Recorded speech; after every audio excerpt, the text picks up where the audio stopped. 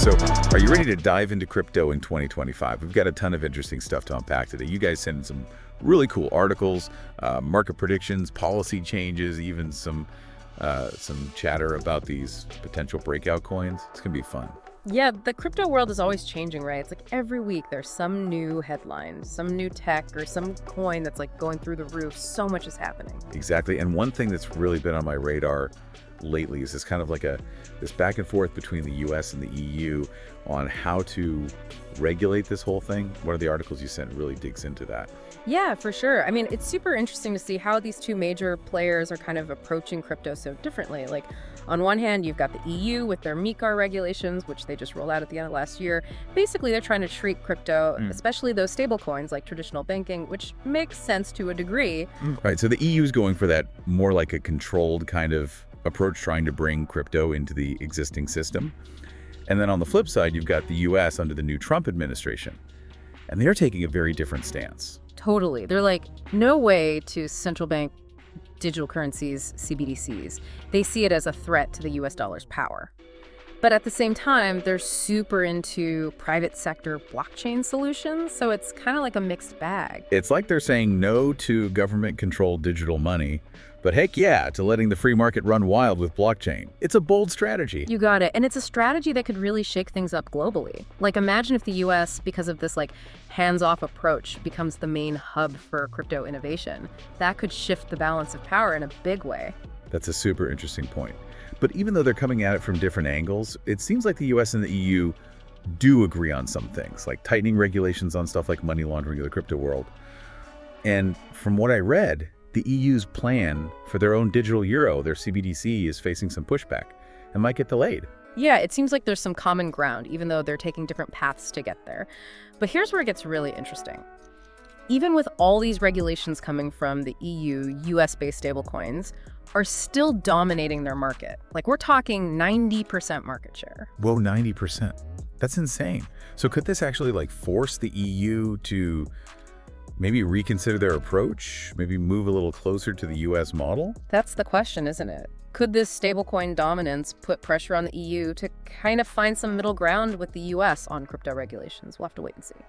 Okay, so let's shift gears a bit and talk about something I know a lot of listeners are super curious about, these moonshot coins. We found this article in the Economic Times that highlights some potential high flyers for 2025, and I'm really curious to hear your take on them. Yeah, the moonshot coins, it's always exciting to think about those. But remember, these are super speculative. We're talking about possibilities, not guarantees. Of course. Always do your research, folks. But let's dive in, shall we? The first one that really caught my eye is Solaxy, SOLX. They're trying to be a layer 2 solution for Solana, but with a meme coin twist. Right, so Solaxy basically wants to make Solana faster and cheaper without compromising on security. They're like an express lane on the blockchain highway, but they're also going for that meme coin vibe with the Peppy Einstein theme. It's a pretty unique approach. Yeah, it's like they're trying to combine the serious tech with that fun community-driven vibe.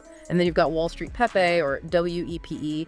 They're targeting smaller investors with trading signals and analysis tools, all accessed through this like VIP club for token holders. Kind of cool. It is interesting to see how some projects are trying to make these tools and information that have usually been for like Wall Street insiders more accessible to everyday investors. It's like they're leveling the playing field. I dig it. And then we have Best Wallet, or BEST. It's like a one-stop shop for everything crypto, wallet trading, asset management, even payments. Super ambitious. It is the all-in-one platform. A lot of companies are trying to become that, but security and user experience are super important. It's a tough challenge. So true. Now, before everyone rushes off to buy all these coins, any final words of wisdom for our listeners? Always do your research, understand the risks, and never invest more than you can afford to lose. That's rule number 1 in crypto. Yeah, that's some solid advice. Okay, so let's switch gears a bit and talk about the OG of cryptos, Bitcoin. It had a pretty crazy year in 2024, breaking that $100,000 mark and even getting some surprising endorsements. Yeah, it's really something to see how Bitcoin just keeps going strong. Like, even someone like Donald Trump, who you wouldn't really think of as a tech enthusiast, came out and supported it. I know, right? Yeah. When he said that Bitcoin is a good way to protect yourself against inflation, it really like shook things up. And then you have companies like MicroStrategy putting tons of money into Bitcoin. It seems like that whole digital gold idea is really catching on. Definitely. With all the economic uncertainty in the world, Bitcoin's limited supply and the fact that more and more people are accepting it as a store of value makes it a pretty attractive option. And with the US maybe becoming more Bitcoin friendly in terms of regulations, things could get even more wild. Imagine if Bitcoin became like an everyday currency, not just an investment, but something you could use to actually buy stuff. That would be huge. Yeah, a Bitcoin standard is something that a lot of people are talking about, and it's definitely a possibility. It's interesting, though, because while Bitcoin is having its moment, Ethereum, the platform that brought us smart contracts and all those cool decentralized apps, is facing some serious competition. Yeah, Ethereum is still a big player for sure, but it's not the only game in town anymore. One of the articles you sent mentioned Solana as a real contender, especially now that they're working on scaling up. Solana's definitely made a name for itself with its speed and low transaction fees. But those network outages they had in 2024, yeah, that raised some eyebrows. People are worried about reliability. So it'll be interesting to see if Ethereum, with its layer 2 solutions like Arbitrum and Optimism, can stay ahead of the game. It's like a battle of the blockchains. But beyond this rivalry, there's a bunch of other cool stuff happening in the crypto world. Like this whole AI and blockchain thing, it's like straight out of sci-fi. It's an area with huge potential. One of the articles you sent talked about Fetch.ai, a platform where you can create these things called decentralized autonomous agents. Okay, hold on. Back up a sec. What are these agents and what do they actually do? Basically, they're like little computer programs that can talk to each other and do things on their own, all on this decentralized network. They can negotiate contracts, manage supply chains, even personalize your healthcare. It's pretty crazy. Whoa, that's mind-blowing. But are there any risks with something like that? It seems super powerful. Of course. Like with any new tech, we got to think about the ethical side of things and the potential downsides. We need to make sure these AI agents are transparent and responsible. We don't want them messing with our privacy or security. Right, makes sense. It's all about finding that balance between pushing the boundaries and staying safe. Okay, so another trend I'm really interested in is eco-friendly blockchains. It's great to see sustainability becoming more important in the crypto world. Totally. One of your sources highlighted EcoVault, which is a blockchain that's designed to be super energy efficient. They use special algorithms and try to be as sustainable as possible, which is awesome. So people who care about the environment have options in the crypto world, which is great. Mm-hmm. What other trends are you keeping an eye on? Well, we can't forget about security, especially with quantum computing becoming more of a thing. One of your sources mentioned Quantum Dex, a decentralized exchange that's built to be resistant to the code-breaking power of quantum computers. Quantum computing, that sounds like something straight out of Star Trek. Why is that a threat to blockchain, though? So quantum computers are still in their early stages, but they could potentially crack the encryption that most blockchains use today. Platforms like Quantum Dex are trying to stay ahead of the game and build solutions that will protect our crypto even in a post-quantum world. Smart thinking. Okay, so before we move on, I got to ask you about the elephant in the room, or maybe I should say the Doge in the room. Dogecoin, the meme coin that just won't quit. It's amazing to see how a coin that started as a joke has become a real payment solution with a huge community behind it. And of course, we can't forget about Elon Musk's influence. Yeah, Dogecoin's success shows you the power of memes community and sometimes just pure luck. It proves that in crypto, anything can happen. It's definitely a wild ride.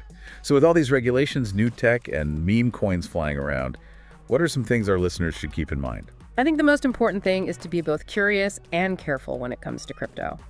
Do your research, stay informed, and remember, this is still a pretty young and volatile space. Anything can happen. Great advice. So let's dig a little deeper into that do your research part. What are some resources or strategies our listeners can use to stay ahead of the curve? There's so much out there.